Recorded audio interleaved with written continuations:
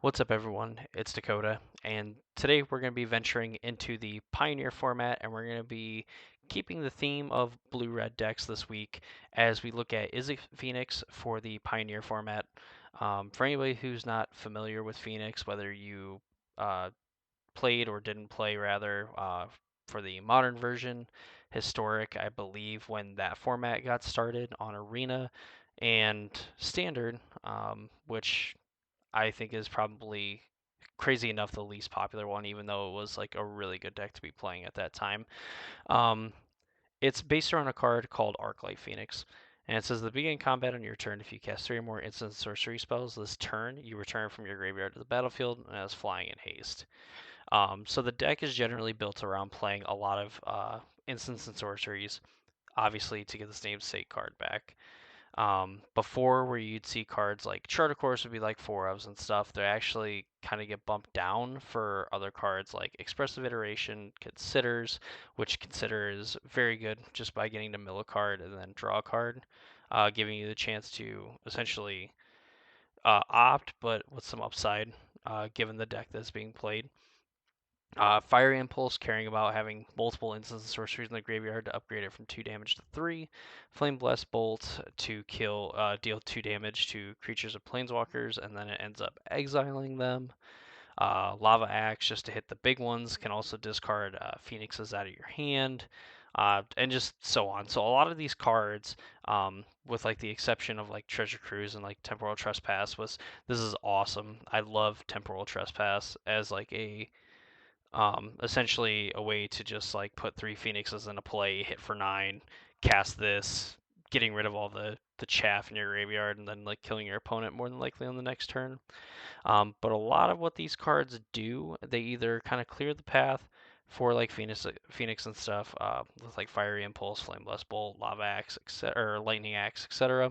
Then you have cards like Opt, Consider, Charter Course, which like draw cards with Charter Course, Consider, Is it Charm, and Pieces of the Puzzle. Having the added benefit of just getting to put cards in your graveyard, whether it's Is it Charm, obviously draw 2, discard 2 pieces. You look at the top 5. You can take some instant sorceries and then put the rest into your graveyard. Consider, as we just mentioned, takes that card from the top of your library. You can put it in your graveyard. And Charter Course doing the same thing where you can discard a card unless you attack with a creature, then it just says draw 2 cards. Um, all this kind of feeds into like its own game plan where you can go heavy into Arclight Phoenix, or you can play Thing in the Ice, which you remove counters by casting instants and sorceries, and then when you flip it, it returns all non-horror creatures to their owner's hand. So as we kind of just talk about like all these spells and like uh, they're placed like in the deck and what exactly it does. It feeds in the game plan of like these 8 creatures here, where you want to play a Thing in the Ice on like turn 2, and then just take a bunch of counters off of it. Or just getting to play like Arclight Phoenixes out of the graveyard, usually 2, 3 at a time, and that ends the game very quick. Even getting like one Arclight Phoenix back on one turn and getting one back on another is still really good, just in the fact that the turn that you get it back, you're able to attack with it. Thing in the Ice really outsizes a lot of like the creatures in Modern, just on its face. A 7/8 that just returns everything can really set your opponent back. Um, in terms of like creating a board, especially if you're like against the Winota deck. None of them are really playing horrors. In fact, I don't even think there's like a horror in that deck that they play. But this is just getting to like kind of clear the board and like your way of getting back into the game. And it's not reserved for being like a main phase effect, obviously, because when it has no ice counters on it after you remove the last one, you transform it, getting to flip it into this, and then just kind of like send everything back to your opponent's hand. Um, which against the Winota deck specifically can be really good when they just obviously reveal 3, 4, 5 creatures. Even when they hit their big dumb dude that like makes wolves, Awoken Horror can just bounce all that back to their hand. Um, so that's kind of the main strategy of the deck. That's kind of the reason why it plays some of the options that it does. Galvanic Iteration to me is interesting because like you can copy a spell, and like on early turns, like I just don't know if I like Galvanic Iteration copying like a Consider or like a Fiery Impulse. I guess there's like cases where I could see it, but it definitely doesn't seem like the most powerful thing you can do when you can like Galvanic Iteration and cast like a Treasure Cruise seems awesome. Which with the amount of with the way that this deck can put like cards in its graveyard, you're probably not going to be able to do it. But there are some sweet plays with Galvanic Iteration in Treasure Cruise, Temporal Trespass, even like Pieces of the Puzzle can be pretty decent. Just getting to essentially look at two sets of 5 cards, taking the 2 best instant sorceries from them, and then just like ditching the rest of them is really good. Mana base, I think less important. Thing to note that there isn't a Den of the Bugbear from the looks of it. They actually play Hall of the Storm Giants, which activates for 6 mana, is a 7/7 blue giant creature with Ward 3. And Den is the red version where you can pay 4 to make a 3/2, and it makes a 1/1 when it attacks. Which I guess this is just kind of like the you flood out. You can just kind of like sink your mana into this and kill your opponent that way. Turns out if a 7/8 kills your opponent really quickly, a 7/7 with a little bit of built-in protection will do the same thing. Continuing from that, Otawara and Sokenzan being the channel lands from the newest Kamigawa set.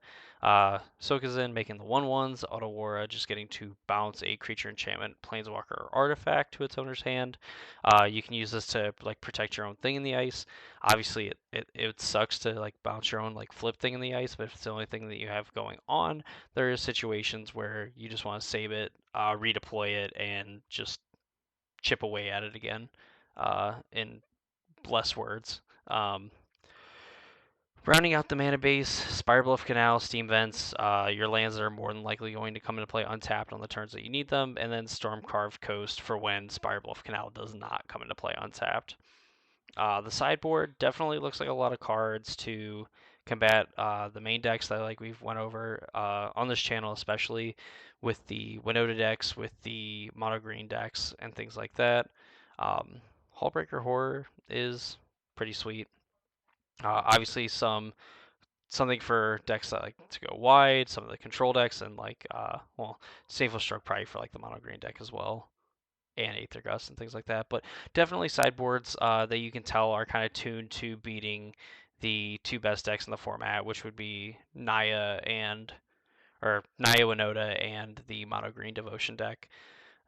With again some cards peppered in to be like blue-white control or to kind of shore up that matchup and things like that. So overall, I do like the deck. I think that Arclight Phoenix strategies have always been relatively powerful, especially again when you can kind of have your nut draw of putting like 2 to 3 Arclight Phoenixes in your bin and getting them back on like turn 3 or turn 4 even can just end the game really quickly. I especially like Thing in the Ice because of the fact that you can against like both of the best decks in the format, if you're able to like leverage and like instant speed flip this thing when it's advantageous to you, your opponent could leave like a planeswalker exposed so that the Awoken Horror can like take it down. So against like the mono green deck, just getting to like get rid of like their Kiora or something like that. Like there's just nothing that comes in with like enough loyalty to beat the Awoken Horror. So that's kind of a good thing when you can just like bounce their whole board, kill like their cure or whatever. Like yeah, they could still probably they probably can't really make that much mana even. So like Thing in the Eye is definitely kind of like a sleeper. I mean, yeah, it dies to um probably a decent amount like the removal in the format and definitely on the front side, not nearly the best creature in the format, like no shot, not even close, but definitely the transform ability and then the flip side of it is like insane for the format for what it is right now. Um, so that's Izzet Phoenix for Pioneer. Deck that's really sweet. I think definitely worth like playing around and stuff. It's a deck that's kind of like soft to graveyard hate, having like Otawara and maybe playing some of like the counter spells and stuff to like combat that. But overall, like this definitely seems like a deck that can be super explosive and has the tools to beat both the decks, kind of like hedging its bets against both. Um, which can be a good or a bad thing. But I think in Pioneer with no eventual changes like on the horizon, I think just building your deck to be able to beat both decks in game ones and then kind of narrow in on like game two and game three is definitely a place that I would at least think about being at. If you were to not play Winota or Mono Green, so definitely give this a try if you want to dive into Pioneer. Pretty cheap on Moto, 242 ticks, even tabletop like being under $500 for what mana bases could be in Pioneer. I'd say that's a really good price. So, yeah, that's going to do it for me in this video. This was Is It Phoenix in Pioneer. If you guys enjoyed the video and you want to see more Pioneer and even more modern stuff, which modern is mainly what I do, be sure to subscribe, ring the bell so you know when new videos go up. Um, be sure to check out some of my other deck techs. As I said previously, I went over Mono Green and the Nio Winota deck in Pioneer, so you can check that out. Also, I have a bunch of different modern deck techs that I've done. So if you're looking to get into the modern format, or you just kind of like checking out what's hot, I guess, in that format as well, you can go ahead and check out those videos as well. But that'll do it for me. I hope you all enjoyed watching, and I will see you all in the next video.